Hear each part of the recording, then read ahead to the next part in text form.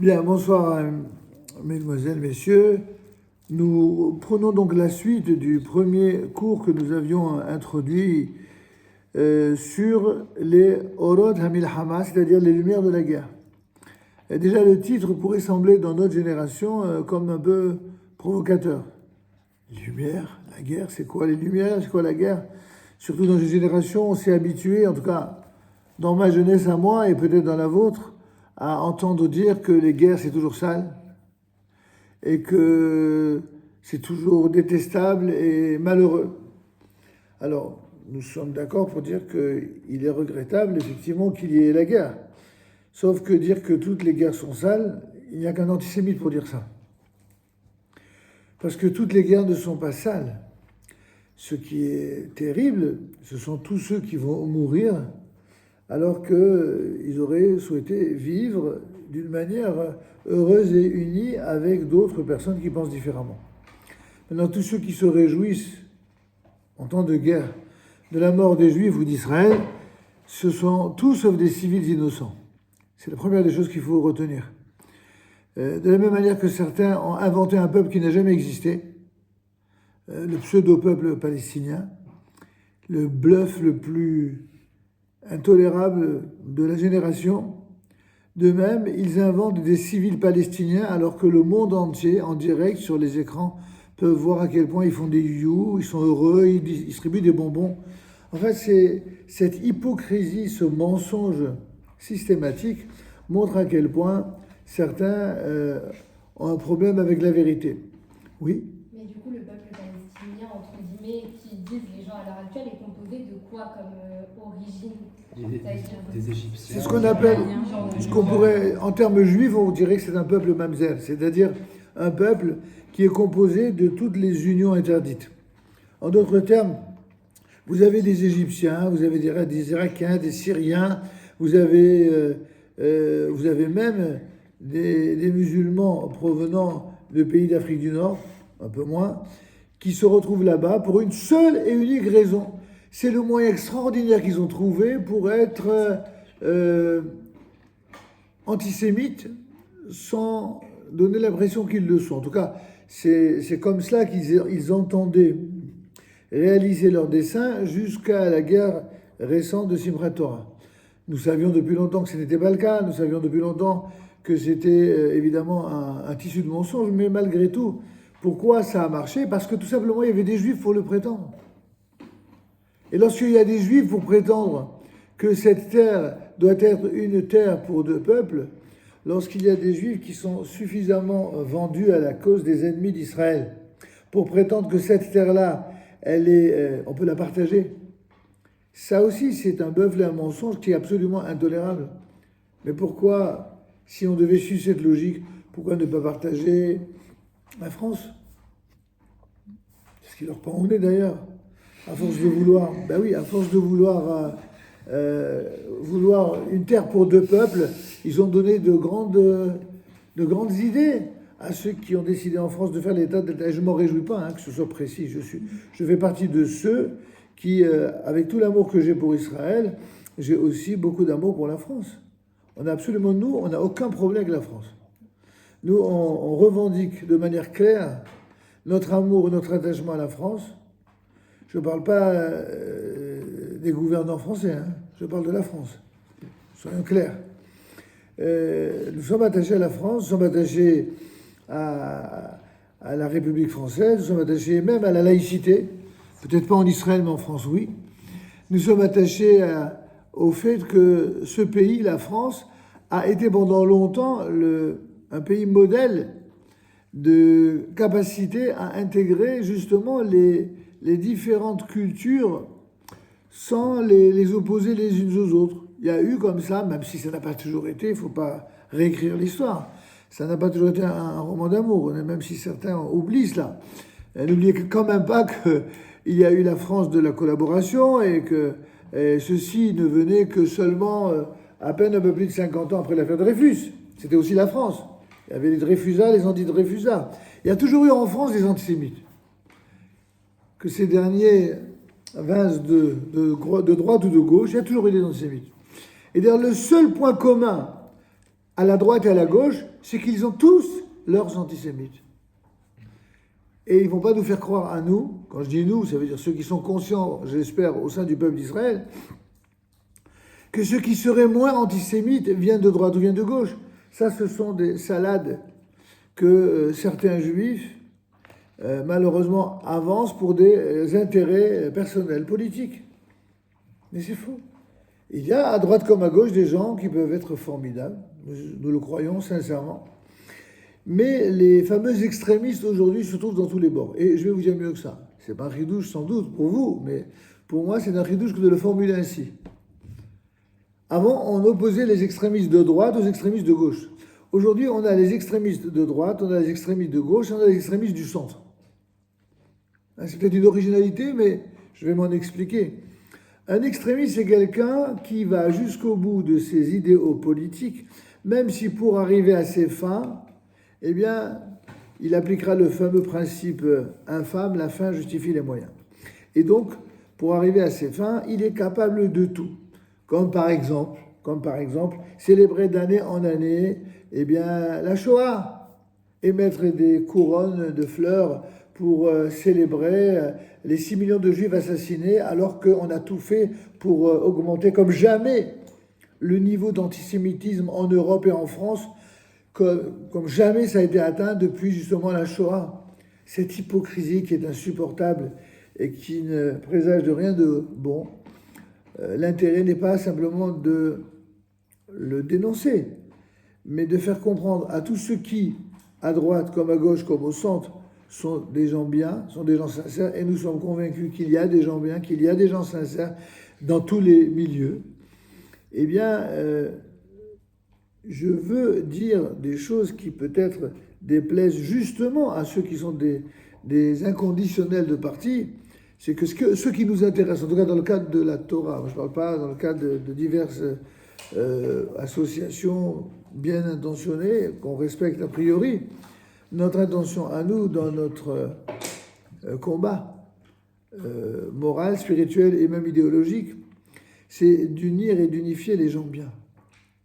C'est-à-dire parmi les juifs comme parmi les non-juifs, parmi les gens de droite comme parmi les gens de gauche, parmi les gens religieux comme parmi les gens non religieux, en étant convaincus, comme la Torah nous invite à le découvrir en permanence, que les gens qui sont vraiment profondément bien, non seulement on peut toujours s'entendre avec eux, mais ce n'est pas une entente politique. C'est une entente par amour de la vérité.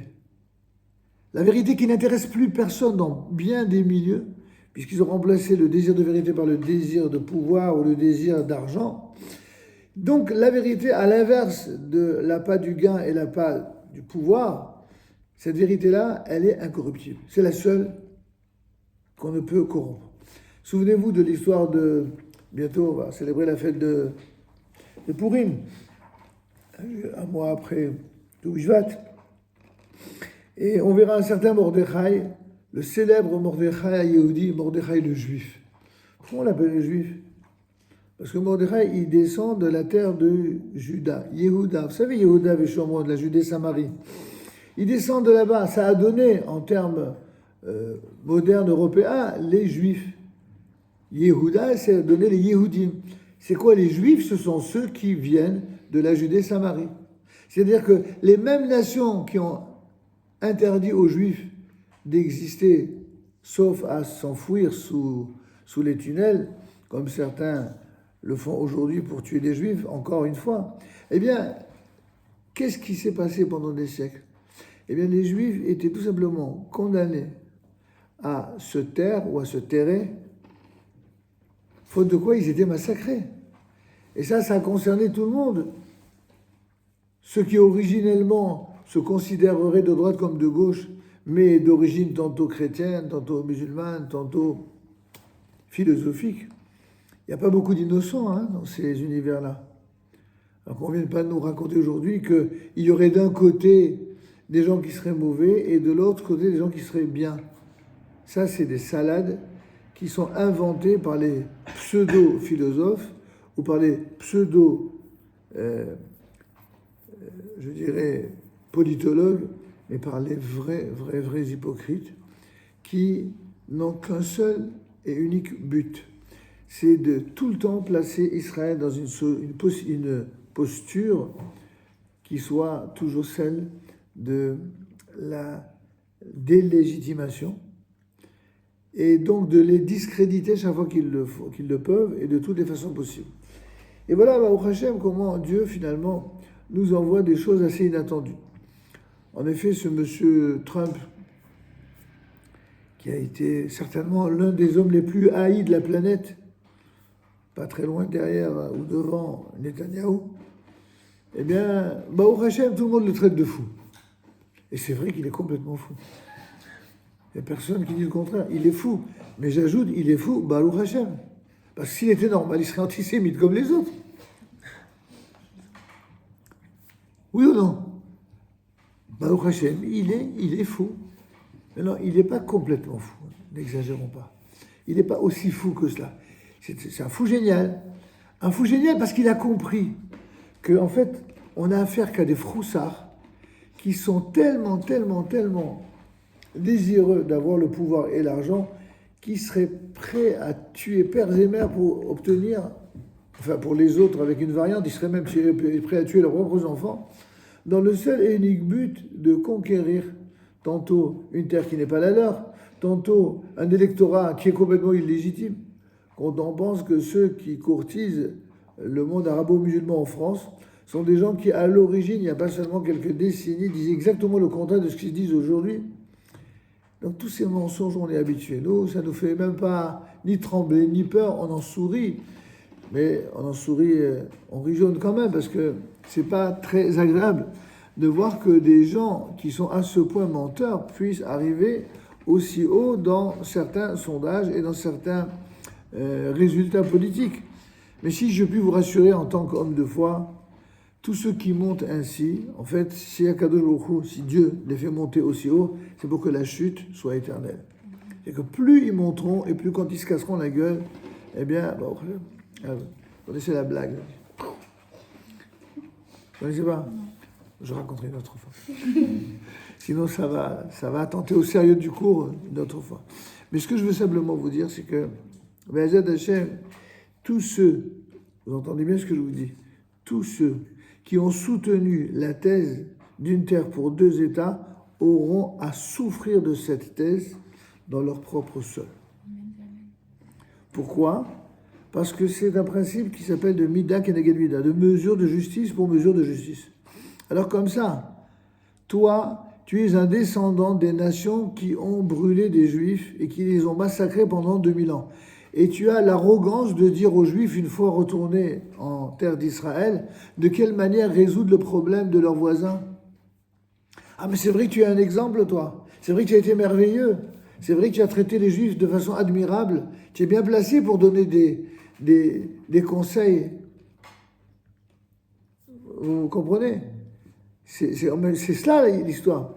Et il a fallu que ce soit une évangéliste qui arrive à l'ONU, et qui n'est autre que, je crois, l'ambassadrice américaine à l'ONU, et qui disent devant un parterre de représentants des nations médusés, mais je ne comprends pas, mais de quoi vous parlez? Cette terre, elle est à Israël. Elle est à Israël. Alors le gars, je crois que c'est la représentante principale de l'ONU, qui dit, mais d'où vous tenez ça? Il dit, mais c'est Dieu. Ce qu'un juif n'aurait même pas osé dire. Il faut qu'une évangéliste, elle dise à l'ONU, mais Dieu a promis à Abraham, et il l'a répété à Yitzhak, à Yaakov, cette terre, elle est la terre d'Israël. Et toutes les religions le savent. Alors qu'est-ce que vous voulez maintenant? Mais enfin, il y a des conditions de sécurité, rétorque cette personne, et qui font que les considérations religieuses et métaphysiques n'ont pas leur place. Et elle se met à rigoler en disant, ah oui? Et qui a dit ça? C'est vous? Mais vous êtes là juste un petit instant. Vous allez passer votre tour bientôt. Comme nous tous ici.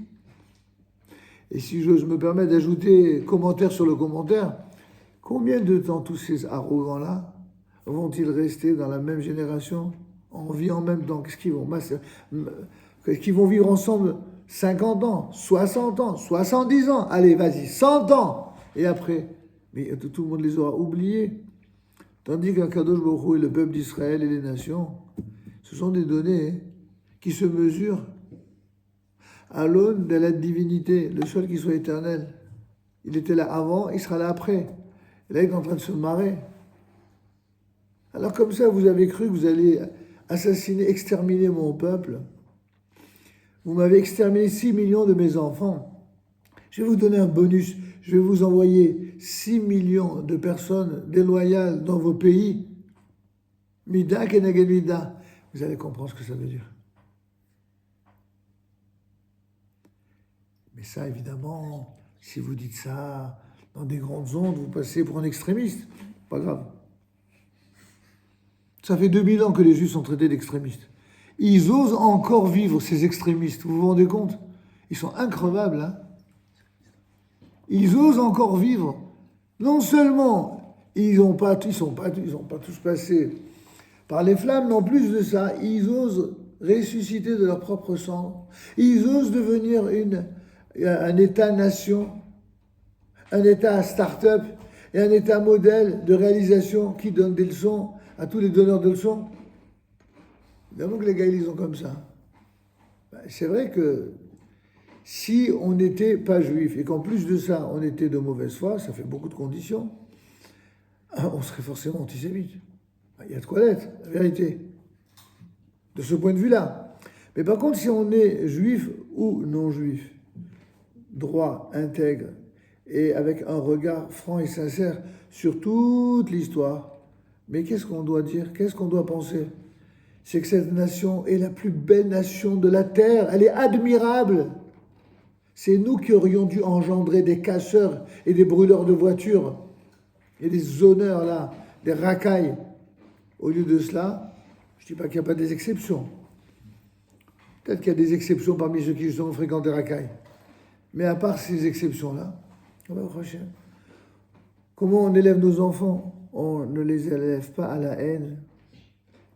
On ne les élève même pas à la haine de ceux qui nous ont fait du mal. On les élève à des valeurs qui sont réelles, qui sont justes, qui sont éternelles. Et on est prêt à partager ces valeurs éternelles avec toute personne de bonne foi, sincère, bonne, qui veut vraiment être quelqu'un de bien. Moi, toute ma vie, je me suis entendu avec les non-juifs, comme avec les juifs quand c'était des gens bien. Croyez-moi, mon père, c'était la même chose. Et tous les gens bien que j'ai connus, c'était la même chose. C'est presque un non-lieu que de l'affirmer, c'est une évidence. Sauf que cette évidence, à force de subir le harcèlement de la propagande des uns, ou alors du verbiage électoraliste des autres, ou enfin des systèmes, comment dirais-je, audiovisuels dont les critères ne sont jamais des critères de vérité, mais uniquement des critères idéologiques, alors évidemment, ça devient compliqué avec ces gens-là. C'est pas grave, avec l'aide de Dieu, eux, en vérité, c'est eux qui ont peur. C'est eux qui sont en train de trembler. Et c'est nous qui sourions. Et on ne sourit pas d'un sourire narquois. On sourit d'un sourire qui constitue une joie de vivre pour être bien dans sa peau et pour faire le bien. Et ils ne nous empêcheront pas de continuer à être comme cela, parce que c'est la Torah de vie qui nous amène à cela. Alors, tout ceci, c'était en fait une sorte d'introduction pour ceux qui n'étaient pas là au précédent cours, pour rappeler que Oroth, Hamilchama, les lumières de la guerre, sont des lumières qui ont pour but de rappeler que non, il n'y a pas que des guerres sales, il y a aussi des guerres propres. C'est quoi une guerre propre? C'est une guerre qui vient éradiquer le mal, qui procède à ce qu'on appellerait, en termes très actualisés, un nettoyage éthique, et non pas le nettoyage ethnique auquel prétendent les antisémites. C'est eux qui font des massacres à l'appel, c'est eux qui tuent, attirent l'arigot, c'est eux qui ne disent pas un seul mot lorsque ça s'entretue dans la terre entière, y compris dans les pays arabes entre eux. Mais quand il s'agit d'Israël, leurs yeux ils sont exorbités quand ils voient Israël avec leur Aïn Hara. Eh bien, comme le dit le prophète, si Dieu veut, leurs yeux vont exploser. Amen. Il va exploser, leur jalousie va les faire fondre de l'intérieur. Et la vérité, on ne versera pas une larme. Parce que les larmes de crocodile de ceux qui viennent célébrer la Shoah dans le même temps où ils invitent ceux qui financent le terrorisme et qui financent des violeurs et des égorgeurs et des assassins, ces gens-là, nous leur souhaitons exactement la fin qu'ils méritent et qu'ils ont engendré dans le monde en général et notamment en Eretz Israël, la terre éternelle promise à nos aïeux, mais qui sera assurément la terre de nos enfants, et qui l'est déjà. Baruch Hashem. N'en déplaise à ceux qui ont un mal de vivre. En tout cas, ces orotes sont là pour nous rappeler que quand une grande guerre a lieu dans le monde, pour rappeler ce qu'on disait, donc cela signifie que la force messianique se réveille. Vous avez remarqué que quand les illettrés parlent de ceux qui croient dans le Mashiach et dans le retour du peuple juif sur sa terre, qu'est-ce qu'on entend comme mot dans leur bouche? Les suprémacistes, les extrémistes de droite, les extrémistes religieux, et j'en passe. Voilà comment que, forcément, si un juif il a l'audace non seulement de revenir vivant sur la terre d'Israël, de constituer une nation, mais en plus de rentrer chez soi à la maison et de foutre dehors tous les squatteurs de l'histoire, c'est forcément un extrémiste raciste et suprémaciste. Mais ils n'ont vraiment pas peur du ridicule. Si le ridicule tuait, mais alors là, on n'aurait pas besoin de faire la guerre. Ils seraient déjà morts depuis longtemps. Ce serait peut-être sympa. On va faire une petite prière spéciale. Mon Dieu, je t'en supplie, tu ne peux pas t'occuper d'eux. Comme ça, au moins, on n'a pas besoin de faire la guerre. Ce serait sympa quand même, non? On va envisager de célébrer peut-être une prière particulière. Enfin, d'ici là, essayons plus sérieusement de comprendre ce que nous dit le Rav Kook alav shalom dans le début de cette Orot HaMilchama en tant que force messianique. Qu'est-ce que c'est que cette force messianique dont nos sages nous parlent? Alors il explique ainsi, c'était entre l'entre-deux-guerres, la première et deuxième guerre mondiale, où il dit que lorsqu'une grande guerre a lieu dans le monde, la force messianique se réveille, l'époque de la taille est arrivée. Qu'est-ce que c'est que ce Ayat HaZameh les gars avec quoi la Tolishma Bertzenu, dit le texte dans Shir HaShirim. Qu'est-ce que c'est que l'époque de la taille est arrivée? Il s'agit de la taille des tyrans. En fait, si Dieu décide qu'il y a des guerres dans le monde, c'est pour faire la peau aux tyrans. Pourquoi? Pourquoi aux tyrans? Évidemment, les âmes sensibles vont vous dire « Mais il y a des enfants qui meurent !» Mais la plupart des enfants qui meurent, ce sont leurs propres parents qui se les font exploser. C'est pas les Israéliens qui les tuent. Oui. Peut-être que si Hachem a décidé que c'était comme ça, c'était aussi pour préserver le peuple d'Israël, parce que ces tyrans-là, après, peuvent devenir des ennemis sur le long terme, même s'ils ne le sont pas au début de leur règne. La preuve, Hitler, au début, n'avait pas annoncé un plan antisémite. Au final, il a fait un plan antisémite. Au tout début, lors de son lecture, il n'a pas dit « je vais créer des camps ». Alors, ce que vous avez dit, mademoiselle, ce que vous dites au début est tout à fait parfait. Mais si je puis me permettre de corriger légèrement ce que vous dites à la fin. Vous dites que Hitler n'avait pas dit ce qu'il allait faire. Mais pas du tout. Il a dit ce qu'il allait faire et on a eu le tort de ne pas le croire. Les vrais tyrans, les vraies ordures de l'histoire, les vrais despotes, disent exactement ce qu'ils ont l'intention de faire. Et ils le font. Ce qu'il avait prévu de faire aux Juifs, il avait écrit dans Mein Kampf. Mais il avait dit dès le début. Évidemment. Et je vais vous dire mieux que ça. Il était à bonne école. Il était à bonne école. Il suffisait de suivre le plan d'un certain Haman, l'Iranien de l'époque. Haman, qu'est-ce qu'il a fait? Qu'est-ce qu'il a dit? Il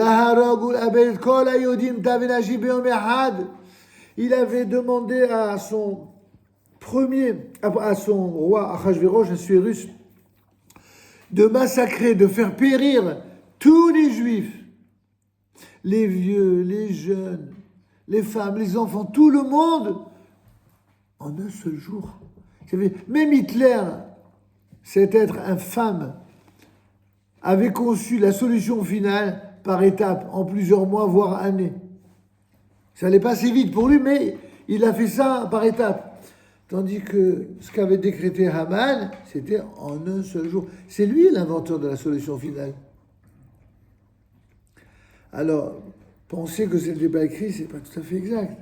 Il l'a dit, il l'a écrit, il l'a annoncé. Et alors, n'en parlons pas de tous les meetings politiques où ils le disent clairement. D'ailleurs, toute proportion gardée, Parce qu'il faut justement raison garder quand on fait des comparaisons. Même l'extrémisme de gauche, dont on ne va pas dire les noms parce qu'on n'a pas de temps à faire des procès stupides,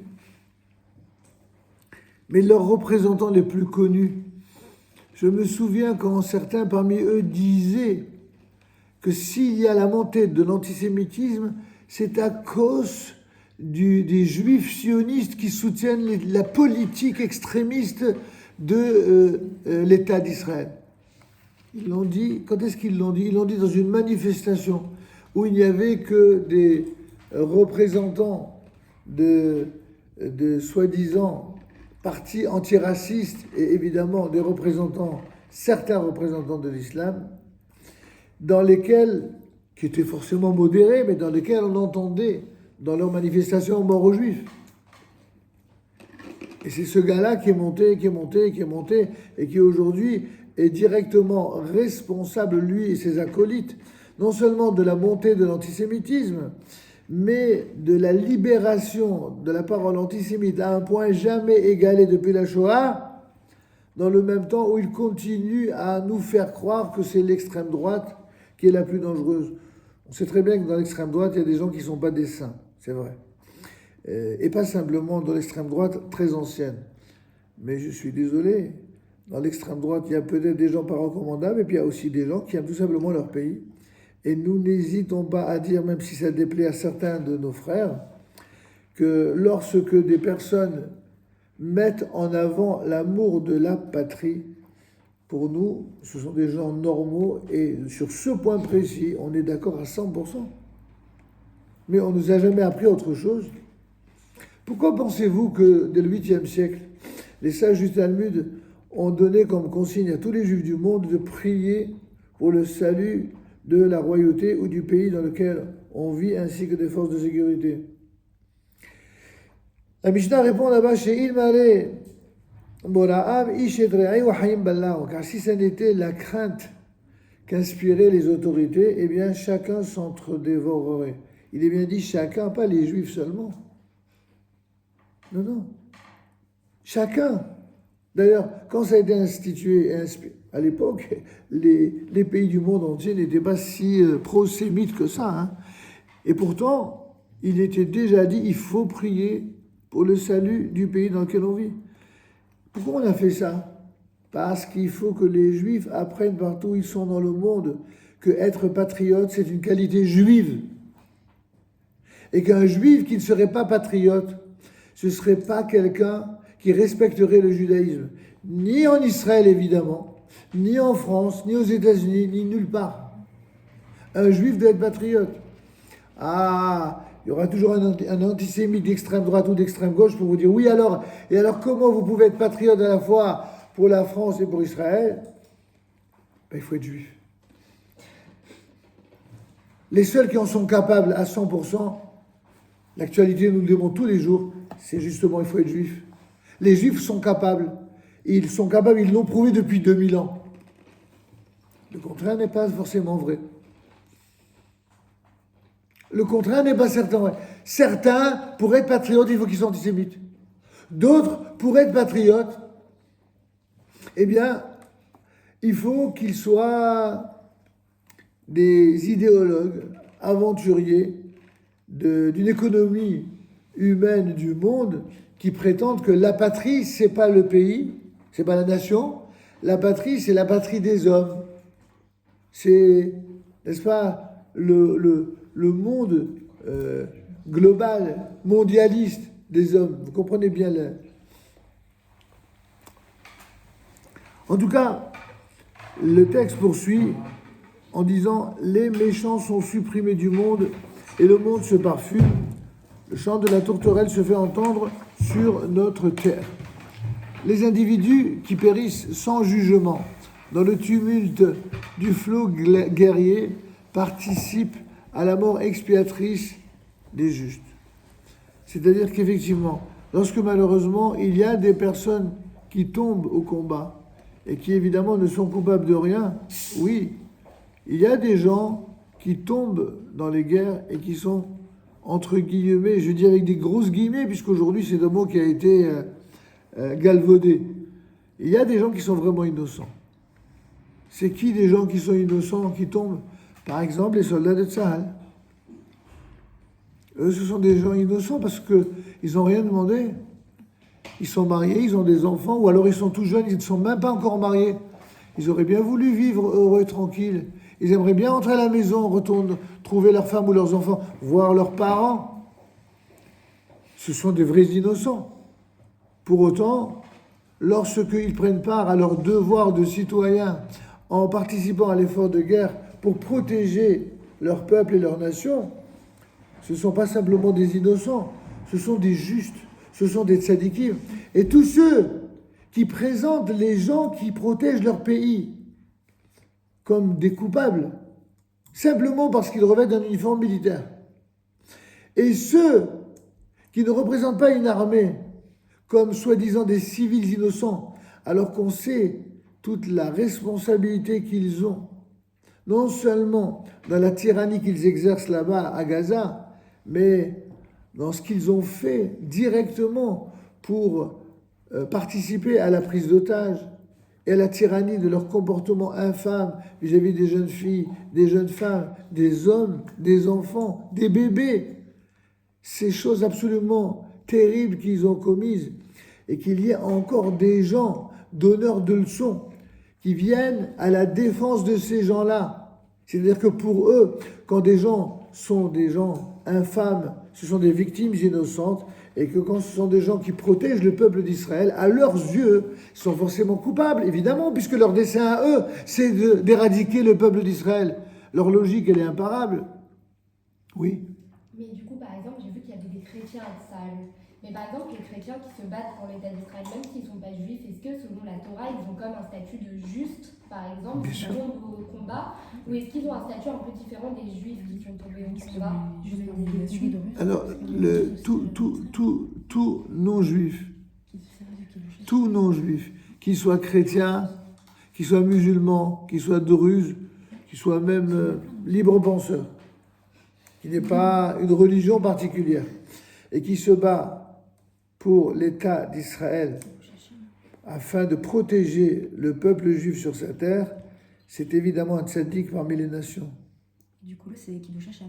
Il meurt en Kiddush Hashem. Kiddush Hashem, je ne sais pas si on emploie la même expression, mais en tout cas, c'est les tzaddikim.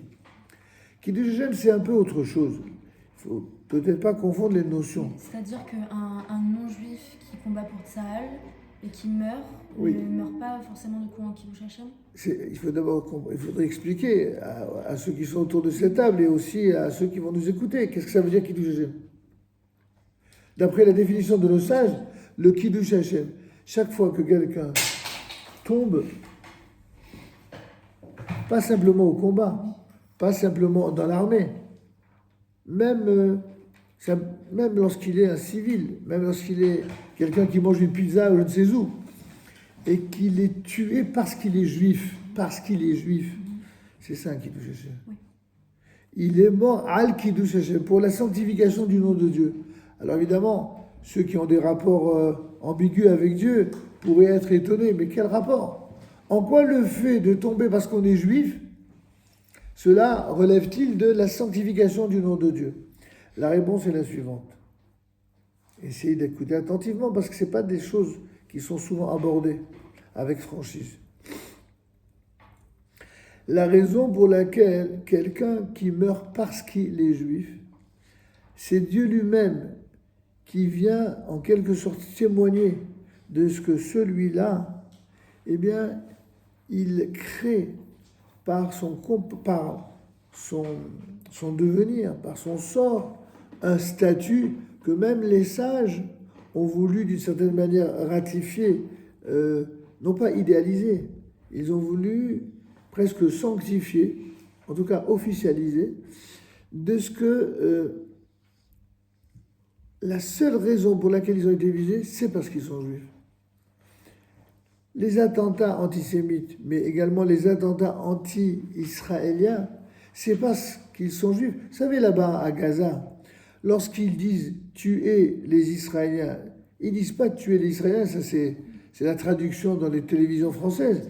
Et ils disent Atbah lihoud, égorgent le juif. C'est marqué dans leur charte, de toute façon. C'est marqué dans leur charte, mais c'est surtout marqué dans le sang qu'ils font couler. C'est cela qu'ils veulent faire couler en priorité. Maintenant, ça ne les empêche pas de faire couler le sang arabe et de faire couler le sang des autres aussi. Hein. Là-dessus, si j'ose dire, ils sont pas racistes pour les assassins, pour les assassiner par eux. Ils sont prêts à tuer, bismillah, par la grâce de Dieu, ils sont prêts à tuer le maximum parce que il y a des gens parmi eux qui ont la véritable avodah zarah, c'est-à-dire l'idolâtrie, la jouissance du sang. Comme d'autres ont la jouissance du vol, comme d'autres ont la jouissance du viol. Et puis il y en a qui ont la jouissance de tous à la fois. Ce sont les Hamasnikim, toute catégorie. Ils tiennent le haut du hit parade de toutes les pourritures morales de l'humanité. Si on peut parler encore de l'humanité à leur rencontre. En tout cas, toujours est-il que cette réalité-là,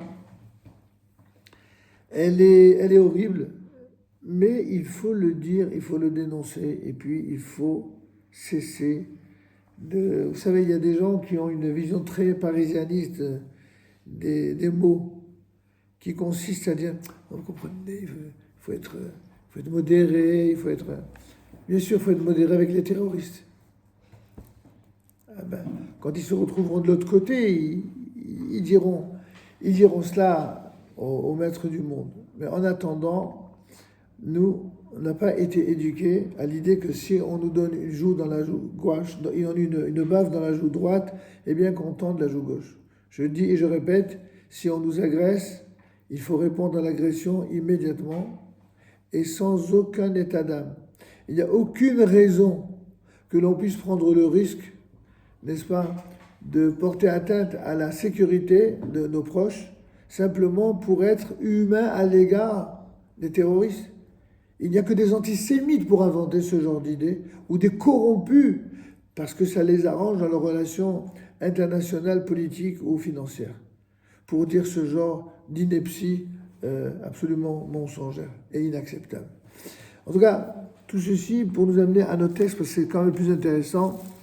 Le texte nous dit clairement que lorsque une guerre éclate, en vérité, c'est vrai qu'il y a des gens qui meurent et parfois c'est triste, mais parfois c'est pas triste du tout. Quand des ordures disparaissent du monde, on a de quoi être très très heureux et dire Baruch Hashem, que Dieu fasse, qui nous débarrasse encore plus de cette racaille de l'humanité qui tue, qui viole et qui assassine et qui égorge, qu'il crève. C'est une mitzvah de le dire.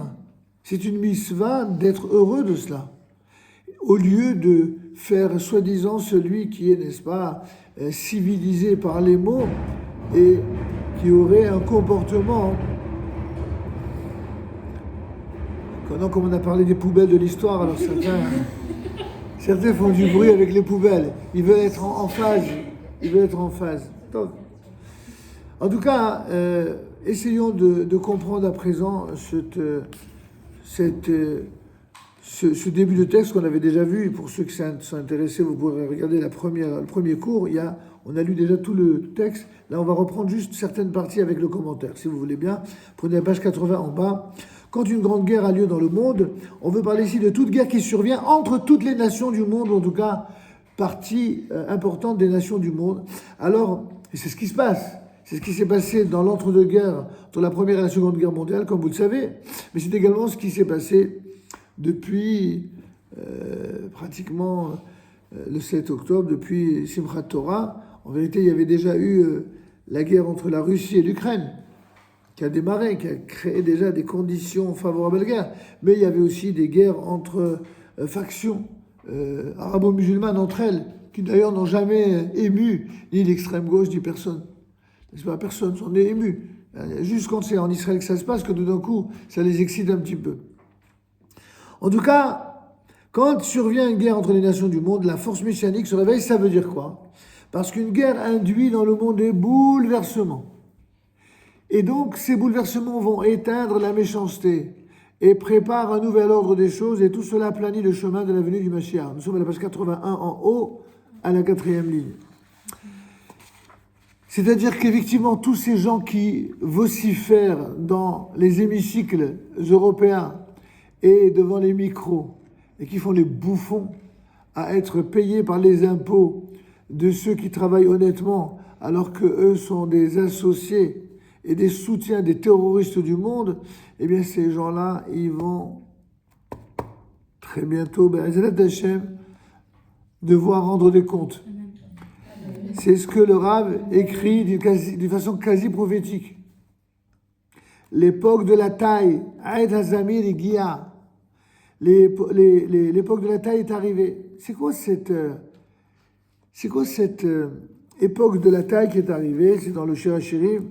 Le mot Zamir ici n'a pas le sens habituel de chanson et de musique. Pourquoi il dit ça, le Rav? Parce que le mot Zamir, ça vient de... Vous avez entendu parler des émirotes de Shabbat? Zimra, tout ça c'est le chant. Zamir, c'est aussi le nom d'un petit oiseau qui s'appelle en français le rossignol. Un rossignol, c'est le petit oiseau qui chante. Je ne sais pas si vous avez déjà entendu les rossignols, mais c'est connu, c'est très joli à entendre. Et donc il dit, faites attention, dans ce verset-là, il ne s'agit pas du chant du rossignol, il s'agit, donc c'est pas dans le sens de la chanson et de la musique, mais de celui de fauchage et d'abattage. La taille des tyrans. Dans une grande guerre, le samedi soit-il taille, il fauche et il abat les méchants qui essayent de dominer le monde. Vous avez déjà vu beaucoup de dictateurs qui sont morts dans leur lit de vieillesse? Non. Pas du tout. 95%, soit ils se suicident, comme le pourriture d'Hitler, soit ils se font lyncher, soit ils se font assassiner, soit ils se font tuer par ceux qui veulent renverser leur pouvoir et prendre leur place. Il y en a qui sont encore plus malins, ils attendent qu'Israël fasse le boulot et ils prennent leur place. Bah, au Hachem. En attendant, les méchants sont supprimés du monde. Ainsi, dans la Première Guerre mondiale, ce sont les méchants qui perdirent le plus. En effet, l'Allemagne encaissa un coup sérieux. Et le grand et puissant Empire ottoman, rappelez-vous, vous étiez trop jeune pour vous en souvenir, mais au moins historiquement, si vous êtes, comme j'en suis sûr, cultivé, vous devez savoir qu'il y avait de grands empires qui ont gouverné le monde. Il y avait l'Empire grec, l'Empire romain, l'Empire byzantin. Et là, vous avez eu, plus récemment, juste avant le retour du peuple juif en Israël, il y a eu l'Empire ottoman. En termes modernes, on dirait l'Empire turc. Cet Empire ottoman, il s'étendait sur d'innombrables pays. Et tout d'un coup, cet Empire ottoman, sclaf. Après, c'était pas tout d'un coup, ça a été progressif, l'Empire ottoman. Tout a été progressif. Oui, mais c'était pas... Oui. Vous avez Je raison. fais d'histoire, donc ça que je précise. Formidable. Je suis heureux de vous répondre avec précision. L'homme malade de l'Europe, ça vient de Non, c'est, tout est progressif. Vous savez, quand une femme a le bonheur d'avoir un enfant, en général, ça met 9 mois. C'est progressif. Quand quelqu'un meurt, à moins d'avoir une crise cardiaque, en général, ça met un certain temps à l'hôpital avant de... Pardon, ça dépend. Bon, je dis pas ça pour faire de l'humour mal placé. Je suis en train de dire qu'en général, que ce soit pour la construction ou pour la destruction, que ce soit pour la vie ou pour la mort, les choses se font le plus souvent de manière progressive. C'est ça que j'ai voulu dire, c'est tout. Après, bien sûr qu'il y aura toujours des contre-exemples, je suis d'accord. Si quelqu'un il se fait tuer, c'est pas une mort progressive. Ça, pour le coup, le pauvre, ou tant mieux d'ailleurs, au Hachem, c'est tout de suite. C'est pas d'accord. Quand il reçoit par exemple un drone israélien pour se faire éradiquer, là, il s'agit d'un nettoyage éthique.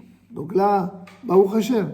Mais quand c'est quelqu'un qui reçoit une balle perdue, ça c'est triste. Sauf si elle est retrouvée là où il faut. Mais si elle est perdue, vous avez compris.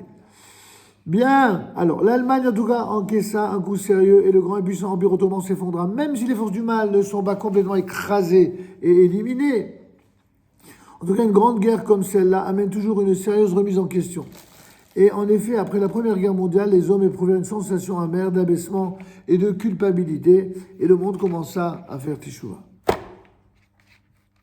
Et ce courant de teshuva, dont certains ont acquis l'art de faire la promotion idéologique, ils font croire à tout le monde que c'est grâce à eux que les Juifs font teshuva. C'est une blague. Si vous entendez, on ne va pas pour être indélicat donner les noms, mais enfin, vous avez des noms connus dans le monde orthodoxe ou religieux qui croient toujours ou qui font toujours croire que, genre, grâce à eux, les gens font teshuva. Je vous dis, c'est une blague. Les Juifs ils font teshuva malgré eux. Parce que la teshuva, elle signifie deux choses. Elle signifie le retour vers Dieu, oui, qui se traduit, c'est la teshuva vers Dieu, qui se traduit par deux voies. Le retour à la Torah et au mitzvot en tant que l'expression de la volonté divine, et le retour à la terre d'Israël. Ce sont les deux fois où dans la parasha de Nitzavim qui fait référence à la teshuva, où l'on parle de teshuva. Veshav Adonai Elohecha et Yehudecha, Veshav Ekim Israël Kolami, Hashem Elecha El Rajama. Là-bas il est dit Veshav Adonai et l'Éternel reviendra. C'est comme si on disait l'Éternel fera teshuva. Quand Dieu fait teshuva, c'est-à-dire quand Dieu revient sur la terre d'Israël, alors qu'est-ce qu'il y a marqué là-bas? Veshav Adonai Elohecha et Yehudecha. Il ramènera tes captifs.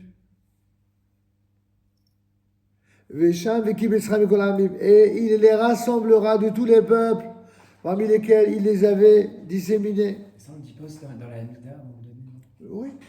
Mais Kabbalah, c'est dans une des prières finales, une des bénédictions finales parmi les 19 bénédictions, effectivement. Mais en tout cas, c'est marqué clairement que après, une fois, vous verrez là-bas, je vous invite à regarder les psukim, les versets, c'est dans la parasha de Nitzavim. Un verset sur deux parle du retour vers Dieu par le retour à la Torah et au mitzvot, et un verset sur deux parle du retour vers Dieu par le retour en Eretz Israël. Donc on voit que les deux sont l'expression du retour que Dieu attend. C'est ce que le Rav Kook appelle dans les Orot HaTshuva, un autre livre parallèle des Orot qui s'appelle Orot HaTshuva, que nous utilisons ici dans notre Beth Midrash tous les samedis soirs, mais en hébreu. Là-bas où il dit que le retour du peuple juif ne peut se faire que par la Torah en Eretz Israël. Pourquoi? Parce que la Torah en dehors d'Eretz Israël, c'est pas une Torah d'Israël, c'est une Torah d'exil. Elle fait croire que la Torah, c'est une religion. Elle fait croire que la Torah, c'est une religion exactement comme la religion catholique, chrétienne ou musulmane. C'est-à-dire simplement un ensemble de préceptes religieux. C'est pas moi, Rav, qui vais dire le contraire. C'est évidemment très important. Mais ce retour à la pratique des mitzvot, ce n'est pas un retour dont la seule fin est d'avoir une vision orthopraxe de la Torah qui éluderait complètement la dimension du destin collectif du peuple sur sa terre. Ça n'a pas de sens.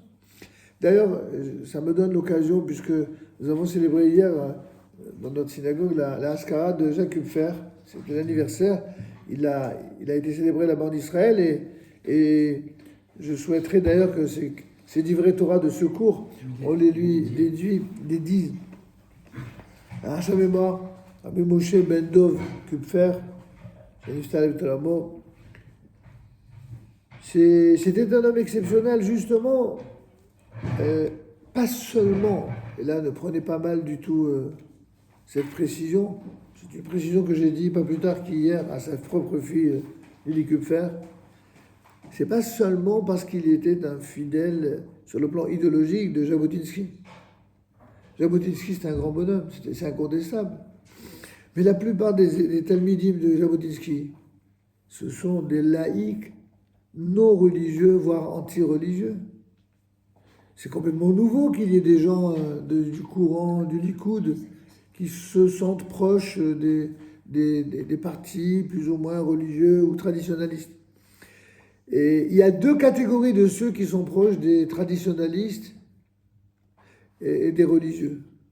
Il y a ceux qui sont des politiciens exactement comme on en trouve dans le monde entier. C'est-à-dire qu'en fin de compte, ils sont vis-à-vis des juifs traditionnalistes religieux exactement à ma vie comme l'extrême gauche est vis-à-vis des arabes. C'est-à-dire c'est juste un truc électoral. il vaut mieux les avoir avec nous, puisque les gauchos, de toute façon, ils sont tellement anti-droite et anti-sionistes, autant avoir ces bons petits séfarades qui sont plus ou moins religieux, ils adorent tout le monde, d'accord, Sahbi, mon frère, ils aiment les juifs, séfarades, ashkénazes, les orthodoxes, les libéraux, ils aiment tout le monde. On se demande où ils ont grandi, ces juifs séfarades. Eh bien, ils ont grandi dans des pays Salam Alek, où, dans les apparences, on aime tout le monde. Salam alaikum. On fait des grands sourires par devant. Puis certains, ils aiguisent le couteau par derrière. Alors, j'ai pas dit que les juifs sont comme ça. Peut-être qu'une minorité ressemble à cela, à force d'avoir trop vécu là-bas. Mais la majorité sont sincères. Ils sont tellement sincères qu'ils sont de tous les combats dès qu'il s'agit d'unifier les juifs. Et j'ai beaucoup d'émotions en parlant d'eux parce que je les connais bien. Pas que je connais bien, mais ceux-là, je les connais particulièrement. C'est des gens qui aiment vraiment leur peuple, ils aiment vraiment leur terre. C'est des gens qui sont fidèles et loyaux, qu'ils soient en Israël, en France, au Maroc, n'en parlons pas. Prenez un juif du Maroc, quand il parle du roi du Maroc, vous connaissez la blague connue des juifs algériens parlant des juifs du Maroc. Ce qui n'est pas chacun, il raconte ses blagues sur les autres. Les juifs d'Algérie, qui étaient eux-mêmes originaires du Maroc pour une partie non négligeable, vous disiez au Maroc, il y a plusieurs catégories de juifs. Il y a les juifs de la synagogue, et puis il y a celui qui est quand même Ben Adam Hashouf, un homme important. C'est qui l'homme important? Eh ben, c'est le Hizzan. Hizzan, ça veut dire le rabbin de la communauté. Et puis au-dessus, n'est-ce pas, du Hizzan, il y a le Dayan, le rabbin qui est juge, évidemment, comme il avait, grâce à l'autorité du roi, il avait un vrai pouvoir officiel judiciaire sur les fidèles, donc les gars, ils tremblaient. Et donc, ils le craignaient. Donc, il y avait le Dayan qui était au-dessus du rabbin. Et puis, évidemment, au-dessus du rabbin, il y avait le président. Hein? Et au-dessus du président, qui c'est qu'il y a? Il y a Dieu. Et au-dessus de Dieu, qui c'est qu'il y a? Le roi du Maroc. Ça, c'était les blagues que les Algériens faisaient sur les Marocains. Vous l'avez compris, comme dans toute blague, il y a un excès. En vérité, c'est tout à fait normal de respecter un roi et même de respecter un président de la République. En tout cas, aussi longtemps qu'il a une attitude respectable. Pour autant, ces excès caricaturaux, ils disent quelque chose. C'est qu'il y a des gens pour qui la seule chose qui compte, c'est le pouvoir et les apparences et l'argent. Zéro. Ils existent, il faut faire avec, et puis tout ça, c'est important. Un pouvoir, c'est aussi important, l'argent, c'est aussi important. La question est de savoir, mais jusqu'où on va? Quelle est la limite de tout ça? Pour un homme authentique de Torah, évidemment, c'est Akadosh Baruch Hu, c'est Dieu qui est au-dessus de tout. Mais ce même Dieu qui est au-dessus de tout, c'est lui qui, dans la Torah, nous a enjoint d'être quelqu'un d'exemplaire, de respectable dans son comportement. Ce qui inclut dans les règles de respectabilité la droiture, l'intégrité, la loyauté. Et je dis, je répéterai même à chaque cours s'il le faut, être loyal et patriote, c'est une qualité juive. Et celui qui est déloyal et antipatriote dans un pays, vous pouvez être certain qu'il le sera tout autant vis-à-vis de tous les pays et qu'il le sera tout autant vis-à-vis de Dieu. Le contraire est vrai aussi. C'est-à-dire que si quelqu'un a vraiment la foi en Dieu, pas un pseudo-dieu assassin, un Dieu de vie, qui enseigne des lois de vie et qui enseigne l'amour de la vérité, alors celui qui a une foi en Dieu, quelle que soit la religion, s'il est vraiment sincère, celui-là, non seulement il faut le respecter, il faut l'aimer, et il faut partager avec lui en commun tous les combats pour le bien. D'ailleurs, si des gens aimaient vraiment leur pays, si des gens aimaient vraiment leur peuple, si des gens aimaient vraiment même leur religion, mais ils devraient trouver d'une totale évidence ce que nous disons. Sauf que certains sont capables de le dire et de penser le contraire. C'est ce qui nous distingue d'eux. Nous, ce qu'on dit, on le pense. Et on l'applique, et on le défend. Ça fait une sacrée différence. Donc je reviens à notre parenthèse sur le Likoud et sur la partie Jabotinsky des gens de droite en Israël. Pourquoi j'ai tenu à rendre hommage à Jacques Kupfer? Jacques Kupfer, je le connais depuis 40 ans. La dernière synagogue dans laquelle il a mis les pieds, c'était notre synagogue. Et je vais raconter une anecdote assez savoureuse, c'est que un jour, je sortais du taxi pour me rendre au Kotel. Et dès que j'ouvre la porte, qui c'est que je vois? Je me trouve nez à nez avec Jacques Kupfer, que moi j'avais connu depuis quand j'avais votre âge, j'étais jeune étudiant. Et j'avais assisté à cette fougue avec laquelle il parlait d'Israël, son amour d'Israël. Je dis waouh! Et je me disais toujours, si tous les rabbins que je connais pouvaient parler d'Israël comme lui. Et quand je l'ai vu, c'était plus fort que moi. Je dis, mais vous êtes Jacques Kupfer? Et il me dit oui. Je dis, écoutez, permettez-moi de vous serrer la main avec affection. Il était surpris. Il voit un barbu qui a un chapeau. Je dis, mais qu'est-ce qui me vaut l'honneur? Je lui dis, parce que je suis toujours fier de serrer la main à un tzaddik. Il me dit, c'est pas tous les jours qu'on me traite de tzaddik, hein.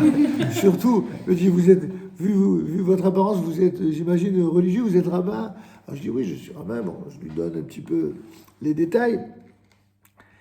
Et il me dit, écoutez, je suis très touché. Et après, quand je lui donne mon nom, alors il me dit, oui, mais c'est vrai, je connais cette famille-là. Ils sont pas seulement rabbins, ils sont en plus intelligents.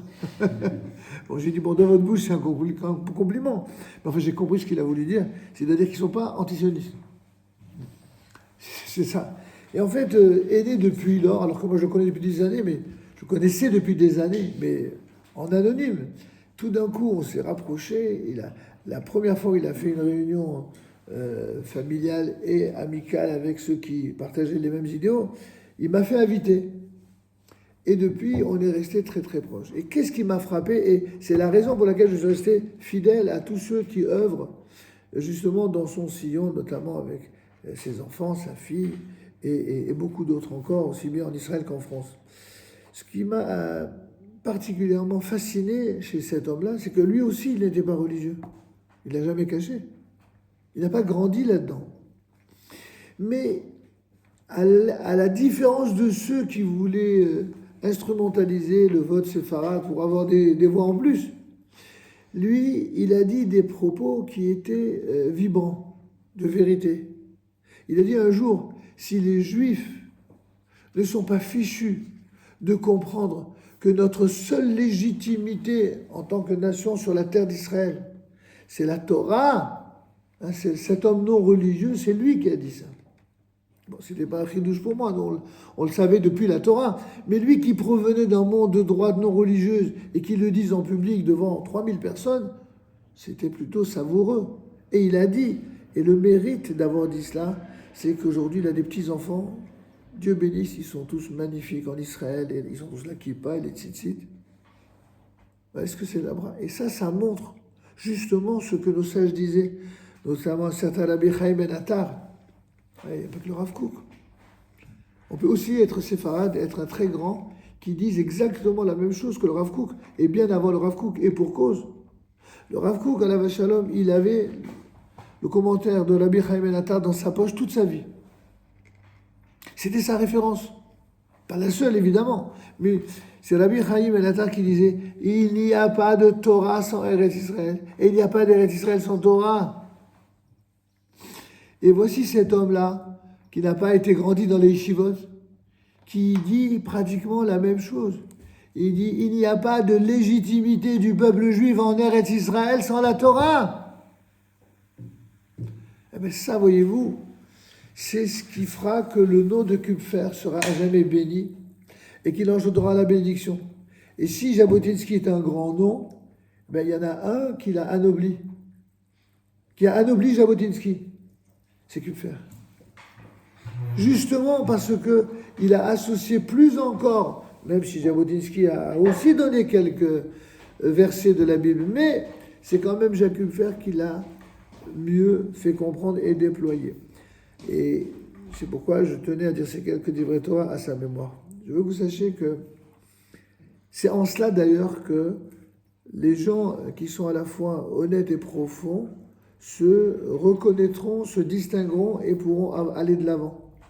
Je vous l'ai dit depuis pas mal de temps, il y a des gens qui sont des inconditionnels de gauche, il y en a qui sont des inconditionnels de droite, et moi je suis un inconditionnel de la Torah de vérité, et que s'il y a du vrai là ou là, on est toujours preneur. Quant aux Juifs, les Juifs, le rôle des Juifs dans le monde, c'est de construire un monde autour de cette authenticité et de cette vérité de la Torah, c'est-à-dire une vérité qui n'est pas là pour détruire le monde, mais au contraire, pour le consolider et pour lui apporter de la lumière, y compris lorsqu'on parle de sujets aussi douloureux, aussi difficiles que celui de la guerre. C'est ce que le Rav Kook, justement, fait. Et c'est ce qu'il dit juste après. Il dit que « Et le monde se parfume grâce à cette teshuva mondiale. Le chant de la tourterelle se fait entendre sur notre terre, c'est-à-dire sur la nôtre. Les Juifs, certes, ils doivent être loyaux et patriotes et fidèles dans tous les pays dans lesquels ils vivent, mais la seule terre de la nation d'Israël, en tant que nation, c'est Israël. Un Juif peut être tout à fait loyal, patriote à tous les pays dans lesquels, n'est-ce pas, dans tous les pays dans lesquels il vit, mais en tant qu'individu, pas en tant que nation, en tant qu'individu. C'est exactement ce que de Clermont-Tonnerre disait lorsqu'il s'adressait aux Juifs à l'Assemblée en disant « Les Juifs en tant qu'individu, tout. En tant que nation, rien. » Ça veut dire que si un Juif veut appartenir à la nation d'Israël, il n'y a qu'un seul endroit, c'est Israël. Si un Juif veut être un Juif fidèle à sa tradition religieuse d'exil et être lié à la nation française ou à d'autres, Arishut Beyado, il le peut. Mais c'est risqué.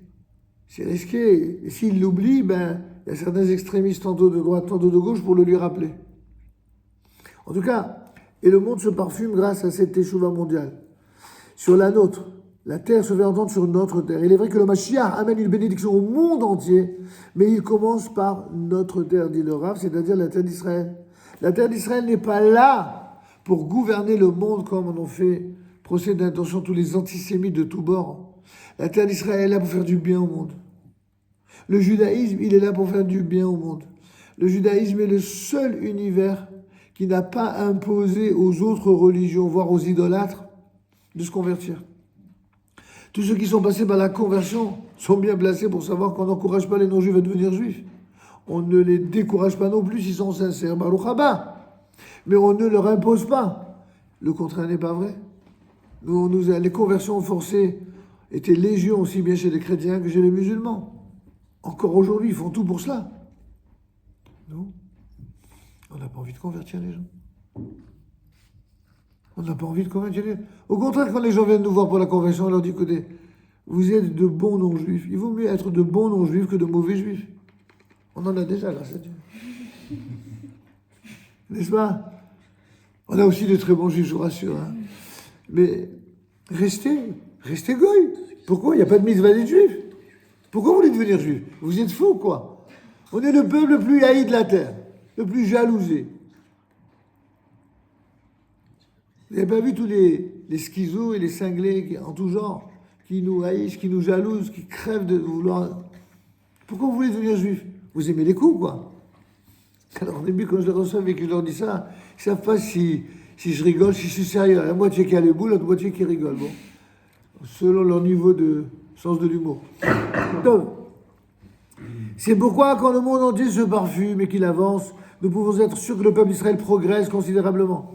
Comme il est la cible principale de la méchanceté, il va de soi que lorsque la méchanceté mondiale décline, c'est donc le Mashiach qui s'élève. En fin de compte, pourquoi ils sont pourris contre les Juifs? Parce que plus ils sont pourris contre les Juifs, plus, c'est quoi la suite? Deux conséquences, plus on devient fort. Plus on se renforce, plus on devient meilleur, et plus eux-mêmes ils deviennent meilleurs. En fin de compte, ils deviennent meilleurs sur notre dos. Ah, c'est vrai qu'on s'est comporté comme des chiens avec les Juifs. Ah, c'est vrai qu'on était vraiment des pourritures. Oh là là! C'est ce qu'ils ont dit au lendemain de la Shoah. Et donc, ils se sont sortis un devoir moral de reconnaître l'État d'Israël. Et en 1967, ils ont déjà regretté de nous avoir reconnus avec très juste, n'est-ce pas? Pour finalement passer leur temps à regretter et à nous pourrir la vie, pour reprendre le texte de la Torah, pour inventer un peuple qui n'a jamais existé et constituer à travers ce peuple des pics dans les flancs et des épines dans les yeux. J'ai nommé la cause palestinienne. Eh oui, les pics. C'est pas grave. Le coup de bluff. Comment? Le coup de bluff, comme disait Jacob Fabre. Le bluff, oui. Ouais. Le bluff palestinien. Alors, putain. Ils ont commencé à regretter avant 67. Des années 50. Non, mais c'est en 67 que ça a été plus manifeste. Parce qu'avant 67, oui, il y a ceux qui ont regretté parce qu'en fait, ils croyaient qu'on allait être mort-né. Alors vous avez raison, notamment dans les pays arabes qui se sont coalisés pour nous faire la peau. Et que finalement, non seulement ils ont perdu toutes les guerres, mais qu'en 67, ils ont pris la piquette. Même les Britanniques. Hein. Le Britannique, n'en parlons pas. C'est les Britanniques, ça a été les diables les plus... C'est eux qui ont créé cette nouvelle carte géographique, idéologique, et ces faux peuples, quoi, et y compris les Jordaniens, tout ça. C'est eux. Mais vous inquiétez pas, vous êtes jeunes encore, vous allez voir, vous êtes chers, vous allez voir. J'espère voir aussi, mais bon, peut-être même si je ne suis pas là, nos enfants verront, nos petits-enfants verront. Vous savez, il y a une qualité qu'on peut apprendre des Arabes. Le temps long. La patience. La patience. C'est un peuple qui a la patience. Depuis longtemps, on est patient. Nous, on est patients, mais ça dépend. Bah, les Juifs qui ont vécu en Espagne, qui ont vécu dans les pays arabes, ils ont appris aussi cette patience. Je n'ai pas dit forcément qu'ils l'ont appris d'eux, mais en tout cas, ils l'ont maintenue. Mais dans le monde occidental, on n'est pas patient. On veut tout de suite. On n'est pas patient, on veut tout de suite. Ce lamentable 19e siècle, dont certains sont si fiers, c'est comme ça que l'appelait un certain philosophe talmudiste qui disait, ils croient qu'ils ont tout inventé avec toutes les avancées scientifiques, intellectuelles, médicales, et en fin de compte, au lieu d'être meilleurs, ils ont engendré la Shoah. Parce que, voyez-vous, le nombre, le chiffre, la réalisation, le tape à l'œil, tout ça, ça n'a de valeur que lorsque l'être humain est meilleur. Mais s'il est plus pourri, ça n'a aucune valeur. Ça, c'est un langage de Torah clair, un peu incisif, mais qui, en tout cas, a toujours été vrai, et le reste. Donc, le Rav, on va bientôt terminer, on a commencé un peu plus tard, mais malgré tout, je voudrais en tenir à des horreurs raisonnables. Les individus qui périssent sans jugement, disait le texte, dans le tumulte du flot guerrier participent à la mort expiatrice des justes. Comment dire une phrase pareille? C'est dur, n'est-ce pas? En fait, les gens pensent à tort que dans une guerre, il n'y a pas de providence individuelle. Les gens croient que il n'y a que des gens qui meurent de manière injuste. C'est pas tout à fait comme ça que ça se passe. Un obus tombe dans une position et tue tous ceux qui s'y abritaient. Les Allemands déferlent dans une tranchée et fauchent d'un seul coup de nombreux Français. Cela semble montrer dans les faits que la providence individuelle a disparu. Genre, Dieu ne fait pas de quartier, il ne fait pas dans le détail, n'est-ce pas?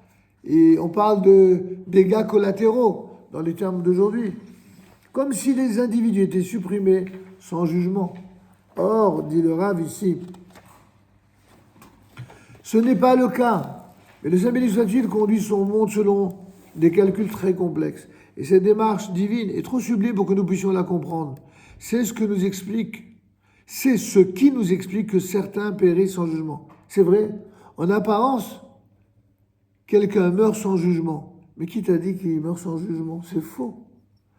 Quelqu'un qui n'est effectivement pas coupable et qui meurt parce qu'il est tributaire d'une guerre, Dieu va le faire vivre après.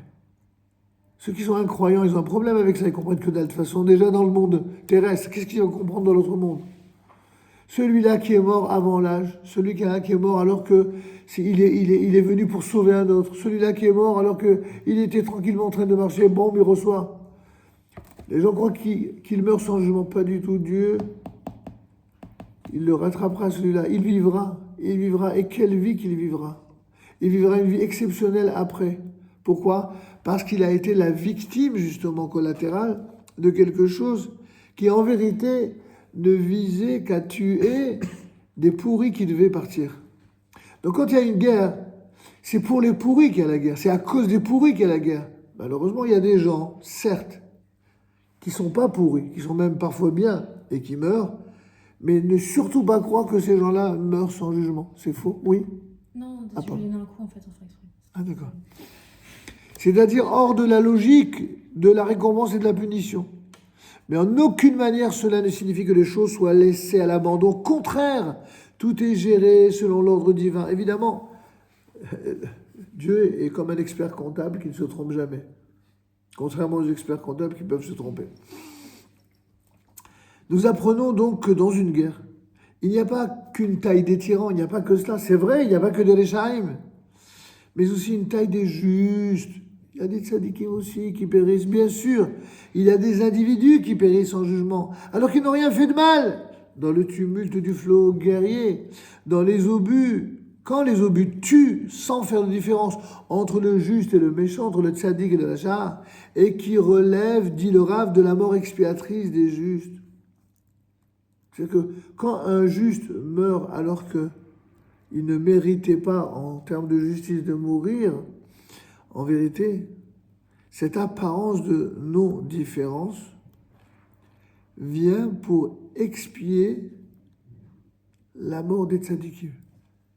Il y a d'un côté les morts, ces fameux pourris, en raison de laquelle la guerre a été décidée en haut, mais il y a aussi des tzadikim qui sont là pour expier justement tous ceux qui subissent l'injustice dans le monde, que ce soit eux ou même d'autres encore. Ces individus sont des tzadikim au sens où ils ne méritaient pas d'être tués à la guerre. Et on ne parle pas ici que du peuple d'Israël, pour répondre à votre question, vous voyez, il aborde cela.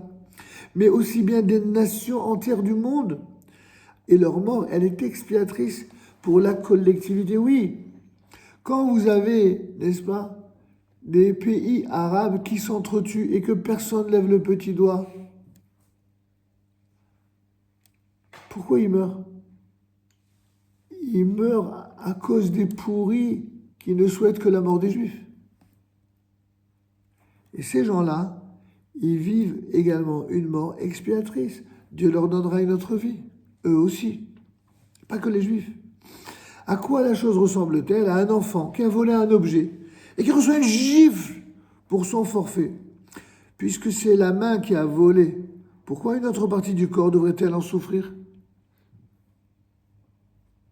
Au moins certains dans le monde oriental, quand quelqu'un vole la main, il coupe la main. Je dis pas que c'est très... Ça, c'est pas juif, hein, je précise tout de suite. N'ayons pas peur des mots. Mais pour autant, au moins, ça lui coupe l'envie ou la possibilité de voler. Ça, c'est clair. Sauf que là, on parle d'autre chose. Pourquoi celui qui reçoit, n'est-ce pas, une gifle, qui c'est qui prend dans la tête? C'est celui dont la main a volé. C'est pas la main qui touche, d'accord? C'est le visage. Pour la simple raison qu'il s'agit d'un organisme unique. Quand quelqu'un périt dans le corps d'une nation, c'est pas forcément parce que là où il va mourir, le membre qui va être perdu ou qui va mourir est lui-même coupable de ce dont il aurait été éventuellement coupable ou accusé. Pas du tout. C'est l'ensemble de la nation, c'est l'ensemble du corps de la nation qui ici est visé. Et c'est ainsi dans la guerre, beaucoup tombent, mais toute la nation ressent la douleur. Est-ce qu'il y a quelqu'un parmi nous qui était insensible de ce qui s'est passé le jour de Simchat Torah? Le monde juif tout entier en a été bouleversé. Et parmi les nations, les personnes bien l'ont ressenti aussi. Ça a révélé quels étaient les pourris, parmi les nations notamment, mais aussi parmi les traîtres chez nous. qui continuaient de focaliser non pas sur les vrais coupables, mais sur ceux dont les idées politiques sont différentes. Vous avez compris en quoi la guerre, elle met à nu exactement ce que les gens sont réellement. Alors qu'en général, la douleur est si profonde que la nation se repent. Il y a plein de gens. C'est pas l'idéal de faire teshuva de cette manière-là, mais il y a des gens, ces gens-là, même qui ne parlaient, qui n'avaient d'obsession que la cause palestinienne, eux-mêmes, ils ont été, pour une partie d'entre eux en tout cas, tellement violés dans leur conscience, et pas simplement violés par les viols physiques. Ils ont dit comment ? On leur a donné tout notre amour. On les recevait Shabbat à la maison. On échangeait tout. On les considérait comme nos frères. On s'est battus pour qu'ils aient une terre. Et c'est comme ça qu'ils nous remercient. Tout d'un coup, bam. Pourquoi ils ont été particulièrement touchés ? C'est toute la nation qui a été touchée. C'est pas eux seulement. Alors pourquoi au niveau de l'apparence, leur mort fait expiation ? Parce qu'elle provoque un ébranlement qui amène les gens à un examen de conscience. Sans cet ébranlement-là, il n'y a aucun examen de conscience, aucune remise en question. Comme le dit le verset, mieux vaut aller dans une maison de deuil que dans une maison en fête. Pourquoi ? Car là est la fin de tout homme et celui qui est en vie prendra une leçon. Il est des gens sur terre qui fuient toujours la vérité, qui fuient toujours la vie, qui fuient toujours la responsabilité, qui fuient toujours l'intégrité. La seule chose qui compte, c'est de fuir, fuir, fuir. Ces gens-là, tout d'un coup, pam, quand il arrive, que Dieu nous en préserve tous, un décret terrible, tout d'un coup, boum. Alors qu'ils s'étaient eux-mêmes condamnés à l'incurabilité, tout d'un coup, bam, ils comprennent ce qui se passe. Remise en cause, ils changent complètement, pour ceux qui changent. Au niveau du secret, c'est-à-dire au niveau du sod, du secret de la Torah, de la Kabbalah, leur mort fait expiation parce qu'ils s'élèvent au sommet, à la racine de la vie. C'est leur corps qui est mort, certes, mais pas leur âme. Le corps de ces hommes est mort, mais leur âme monte à la racine de la vie, et ceci entraîne que toutes les âmes se remplissent de vie. Et le caractère particulier de leur vie ajoute une valeur générale pour le bien et la bénédiction, à la construction du monde dans son ensemble, dans toutes ses valeurs et tous ses idéaux, dans le secret de l'unité des âmes. C'est donc au niveau du secret que nous comprenons pourquoi leur mort est expiatrice, car après que ces hommes ont péri sans jugement apparent, on leur donne ce qui leur revient dans le monde à venir, car ceux qui périssent sans jugement sont nombreux, de nombreuses parts du monde à venir leur seront attribuées. De nombreuses âmes remontent à la source de la vie, et il en résulte que toute l'humanité reçoit une poussée vers le haut. On va peut-être s'arrêter, sauf si vous avez une question, on va s'arrêter pour ce soir, pour ne pas exagérer. Souvenez-vous qu'on s'est arrêté à la page 83 et qu'on abordera qu'est-ce qui va donc se passer, à part les prises de conscience, la souffrance, la remise en question, la teshuva, la douleur. Qu'est-ce que le monde va produire lorsque la guerre est finie ? Eh bien, la guerre n'est malheureusement pas encore finie pour l'instant, mais on verra que de belles choses vont arriver, Be'ezrat Hashem, au moment où ces âmes arrivent vers le haut. Amen.